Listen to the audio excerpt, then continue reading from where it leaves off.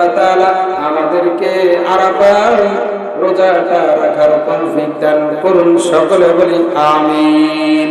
আর ইমানদার আল্লাহর গোলাম, এই যে 10টা রজনী, 10 রজনীতে বেশি বেশি আমরা কি করব?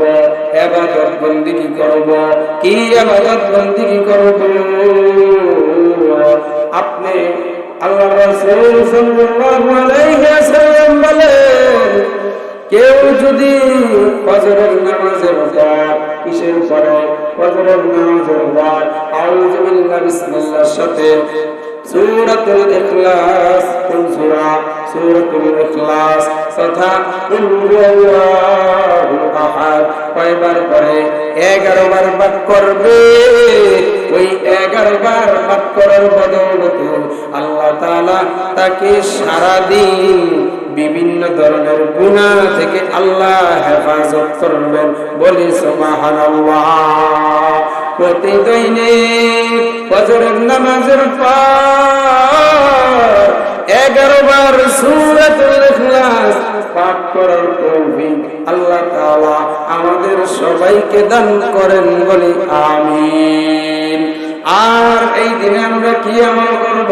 ফজরের 5 ওয়াক্ত নামাজ আমরা জামাতের সাথে আদায় করব। কয় ওয়াক্ত নামাজ? 5 ওয়াক্ত নামাজ জামাতের সাথে আদায় করব। কোন আল্লাহর বান্দা যদি 5 ওয়াক্ত নামাজ জামাতের সাথে পড়ে, আল্লাহ তাআলা তাকে আল্লাহর ওলি বানায়া দিবেন। এই জন্য কমসে কম আমরা এই 10টা দিন এই দিকে খেয়াল রাখবো। কেউ কাঁচামাল কিনতে যাই, তা কাঁচামাল কিনতে গিয়েও আমি আমার নামাজ ছাড়ব না।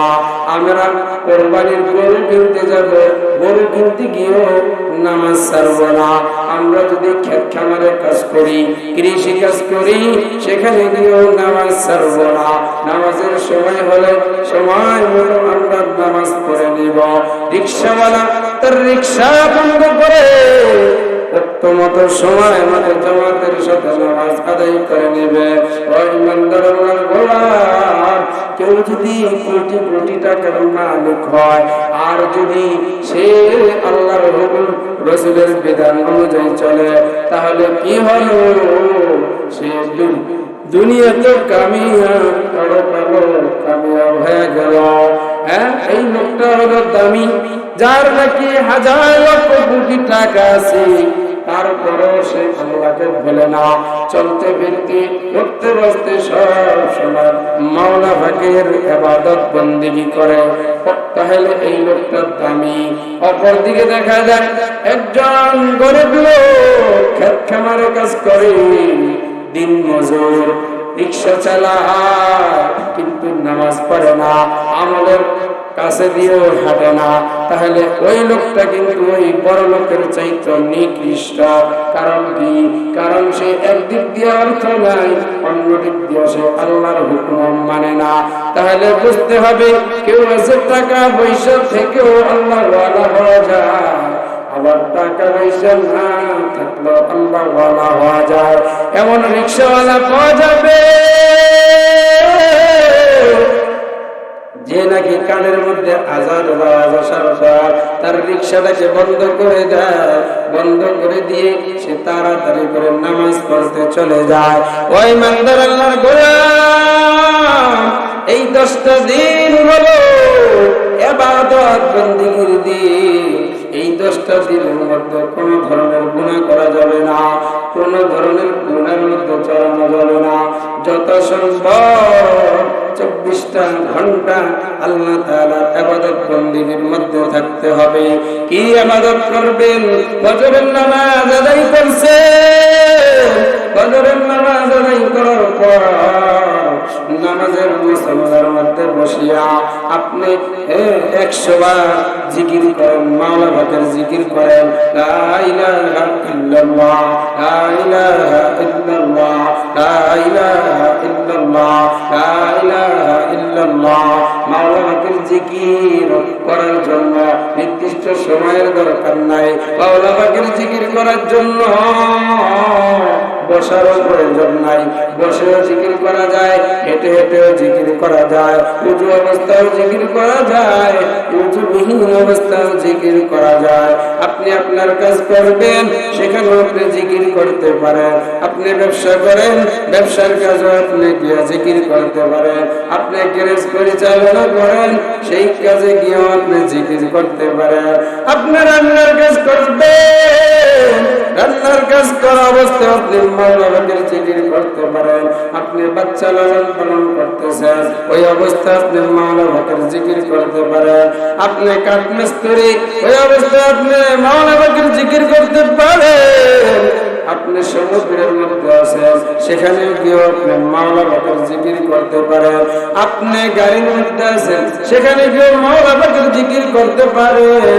তাহলে বুঝতে হবে এই 10টা দিন কি করে আল্লাহ তাআলা এত রহমওয়ালা, আল্লাহ তাআলা এত দয়াওয়ালা, আল্লাহ তাআলা ওই পরিমাণ তাকে বিপদ দেন না। কারণ আল্লাহ বলেন ওয়াফুআন কাসীর, ও দুনিয়ার মানুষ, দোষ যদি অন্যায় যদি করো 100%, আমি আল্লাহ তোমাকে বিপদ দেই মাত্র 1%। তার মানে 99% আল্লাহ বান্দাকে ক্ষমা করে দেন। বলি না সুবহানাল্লাহ। ইমানদার আল্লাহর গোলাম, আমি আপনাদের সঙ্গে কোরআন কারীমের 30তম পারা সূরাতুল ফজর তেলাওয়াত করেছি। আল্লাহ তাআলা ওই সূরার মধ্যে বলেন ওয়াল ফজরি ওয়া লায়ালিন আশর, আল্লাহ তাআলা 10টি রাতের কসম খেয়েছেন। বলি সুবহানাল্লাহ। আমাদের বুঝতে হবে আল্লাহ তাআলা যেই জিনিসের কসম খান, বুঝতে হবে ওই জিনিসটা অনেক বড় গুরুত্বপূর্ণ, অনেক বড় তাৎপর্যপূর্ণ, গুরুত্বপূর্ণ হওয়ার কারণে আল্লাহ ওই জিনিসের কসম খেয়েছেন। 10টা রাতের কসম কেন খাইলেন?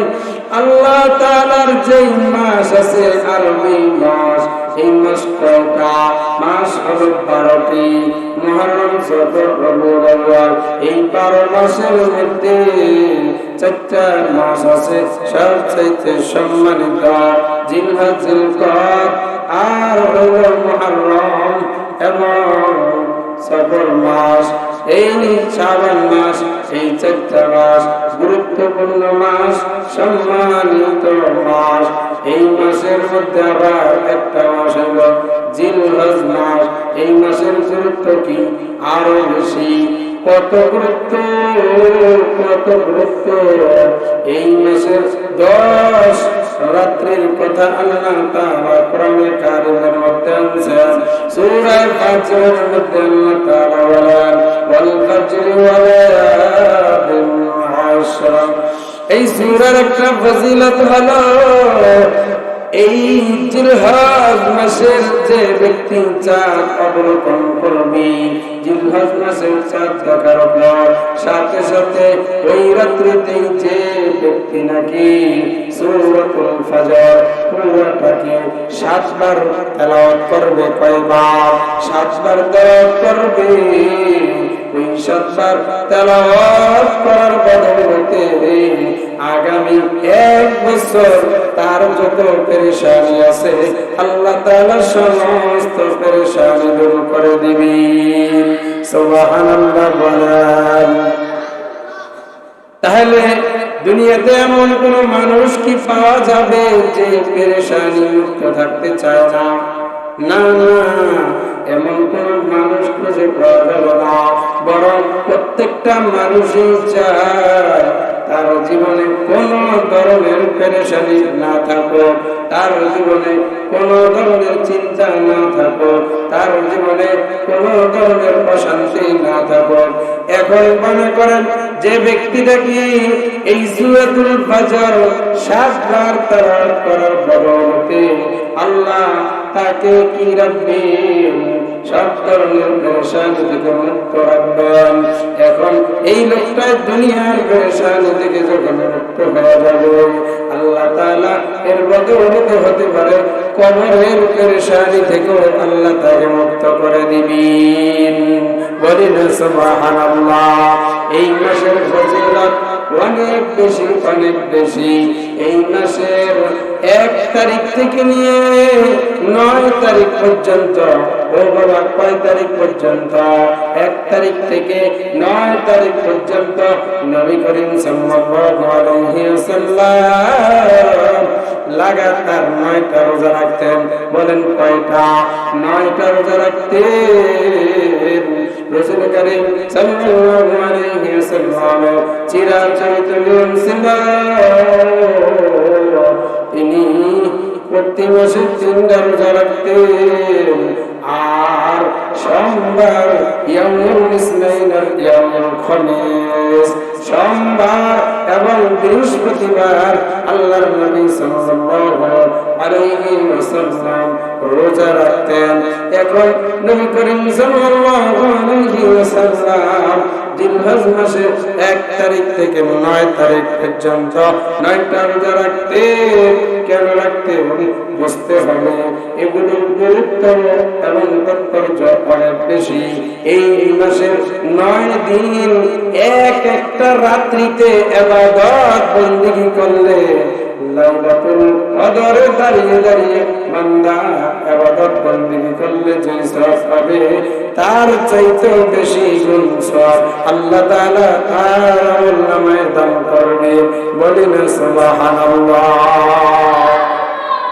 ওই বান্দা আল্লাহর গোলাম, এই মাসটা অনেক গুরুত্বপূর্ণ মাস।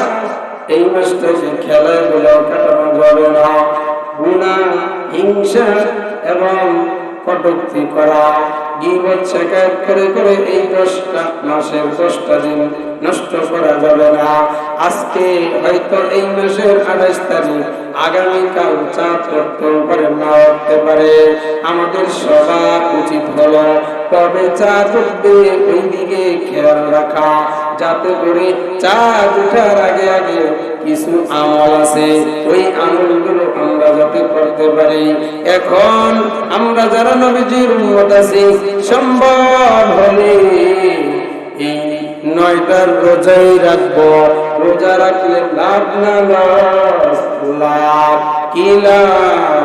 আল্লাহ রাসূল সাল্লাল্লাহু আলাইহি ওয়াসাল্লাম বলেন, পৃথিবীতে আর কোন ইবাদত আমি আল্লাহ বান্দার জন্য দেই নাই, এমন একটা ইবাদত শুধু আমি আল্লাহ বান্দার জন্য দিয়েছি, যে ইবাদতের প্রতিদান, যে ইবাদতের প্রতিফল আমি আল্লাহ নিজ হাতে বান্দাকে দান করব। বলেন সুবহানাল্লাহ। নবী বলেন, আসসামু লি ওয়া নাজজি বি, যে বান্দা নাকি আমার জন্য রোজা রাখবে, আমি আল্লাহ তার প্রতিদান নিজ হাতে দান করব। বলেন সুবহানাল্লাহ। দুনিয়াতে দেখবেন অমুসলিমরাও কি রাখে? রোজা রাখে, কিন্তু তাদের রোজা হলো রোজার নামে নয়, তারা রোজা রাখে ডায়েট কন্ট্রোলের নামে রোজা রাখে। আর আমরা যারা মুমিন, আমরা রোজার নামে কি রাখি? বলেন, রোজা রাখি। রোজার নামে আমরা রোজা রাখি। আমরা রোজা রাখার দ্বারা দুনিয়ার ফায়দা চাই না, দুনিয়ার লাভ চাই না। আমরা রোজা রেখে চাই আল্লাহর সন্তুষ্টি। এর রোজার দ্বারা কি হয়? আপনার দুনিয়াবি কাজও হাসিল হয়। ডায়েট কন্ট্রোল যদি কেউ করতে চায়, রোজার মাধ্যমে তার ডায়েট কন্ট্রোল হয়ে যাবে। রোজার মাধ্যমে তোমার রোগ ভালো হয়ে যাবে। ইবাদতের মাধ্যমে বান্দার রোগ ব্যাধি ভালো হয়ে যায়। এক সাহাবী আল্লাহর নবী সাল্লাল্লাহু আলাইহি ওয়াসাল্লামের কাছে আসলেন, এসে বললেন, ইয়া রাসূলুল্লাহ, ইয়া হাবিবাল্লাহ, আমার পেটের মধ্যে প্রচন্ড ব্যথা, ব্যথার কারণে আমি লড়তে চলতে পারছি না। তখন নবী বললেন, হে সাহাবী, কুম কুম কুম আদাইতা সালাতা, তুমি দাঁড়াও, ফাসাল্লি এবং নামাজ আদায় করো, 2 রাকাত নামাজ আদায় করো। সাহাবী দাঁড়িয়ে গেলেন, 2 রাকাত নামাজ আদায় করে আসলেন। 2 রাকাত নামাজ আদায় করার পর নবীজি জিজ্ঞাসা করলেন, ও সাহাবী তোমার পেটের ব্যথার কি অবস্থা? সাহাবী বলতেছেন, আমার পেটে যত ব্যথা ছিল কোনো ব্যথাই আর নাই। 2 রাকাত নামাজ পড়ার পর আমার পেটে সমস্ত ব্যথা আল্লাহ দূর করে দিয়েছেন। ভাই বলি না সুবহানাল্লাহ, আর জোরে বলি না সুবহানাল্লাহ। সুস্থ রাখার মালিক কে? বলেন আল্লাহ। সুস্থতা দেয় কে? আল্লাহ। অসুস্থতা দান করে কে? বলেন আল্লাহ। এই 10টা রাত এত গুরুত্বপূর্ণ। এক সাহাবী জিজ্ঞাসা করলেন, ইয়া রাসূলুল্লাহ, ইয়া হাবিবাল্লাহ, এই 10 মাসের ইবাদত, এই 10 মাসের ইবাদত কি জিহাদের চাইতেও বেশি দামি? রাসূল বললেন, হ্যাঁ হ্যাঁ, এই 10 রজনীর ইবাদত জিহাদের চাইতে বেশি দামি। এই 10 দিনের ইবাদত জিহাদের চাইতে বেশি দামি। হ্যাঁ হ্যাঁ, ওই সাহাবীর ক্ষেত্রে শুধু ভিন্ন কথা, যেই সাহাবী নাকি জিহাদের ময়দানে গিয়ে তার জানও দিয়ে আসছে আল্লাহর জন্য, তার মালও আল্লাহর জন্য দিয়ে আসছে। যে নাকি আল্লাহর জন্য তার জান এবং মাল দুটোই দান করবে, যেই সাহাবী জিহাদের ময়দানে গিয়া তার জান এবং মাল দুইটাই আল্লাহর রাস্তায় ব্যয় করে আসছে, তার ব্যাপারটা ভিন্ন। তার মর্যাদা এই 10 দিন 10 রাতের চাইতে বেশি। বলি না সুবহানাল্লাহ। অন্যথায় এই 10 দিন 10 রাত ইবাদত বন্দেগী করা জিহাদের চাইতে বেশি দাবি। এখন কথা হলো, আমরা যারা 9 রোজা সবগুলো রাখতে পারবো না, তাহলে আমরা কয়টা রাখবো? কমসে কম আরাফার রোজা রাখবো। আরাফার রোজা কবে রাখবো? 9 জিলহজ। কয় তারিখে রাখবো? 9 জিলহজে রাখবো। আরাফার দিনের রোজাটা কেউ যদি রাখে,